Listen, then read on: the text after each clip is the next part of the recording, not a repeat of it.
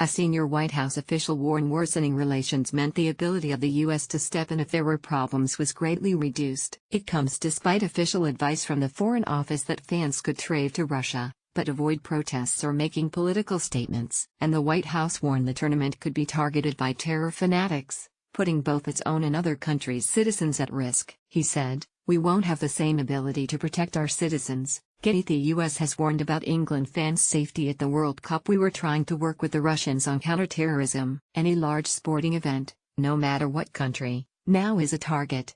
We've got less ability to work with the Russians than before because they've decimated the counterparts who would be dealing with this kind of thing, for the UK and the US." And he appeared to cast doubt on the UK's ability to protect England's supporters. He said, "For the UK, I think that is a big challenge.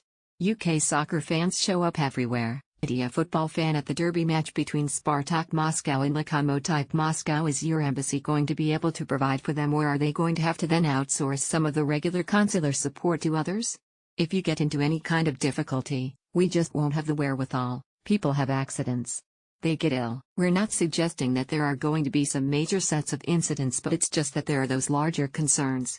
Relations between the West and Moscow have already plunged after the attack on Mr. Skripal and his daughter Yulia in Salisbury led to scores of Russian diplomats being expelled. Getty. Dozens died in a gas attack in Syria, and the Kremlin has been slammed for standing by its ally Syria despite a poison gas attack that killed dozens of people, including children. An emergency meeting of the United Nations Security Council will take place today, with Donald Trump warning there would be a big price to pay for the atrocity. He tweeted, "President Putin, Russia and Iran are responsible for backing Animal Assad.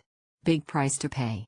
Getty. Relations have soured between Vladimir Putin and Donald Trump. The U.S. president authorized missile strikes against Syria after a chemical weapons attack last year, and the White House has indicated nothing is off the table after the latest incident. White House sources confirmed the UK was not ruling anything out, nor but acknowledged there were political issues around securing parliamentary support for British involvement after MPs voted against strikes following a chemical attack in 2013. Overnight, a missile attack on a Syrian airbase was reported to have killed at least 12 people. However, the U.S. denied it had launched any airstrikes against the country.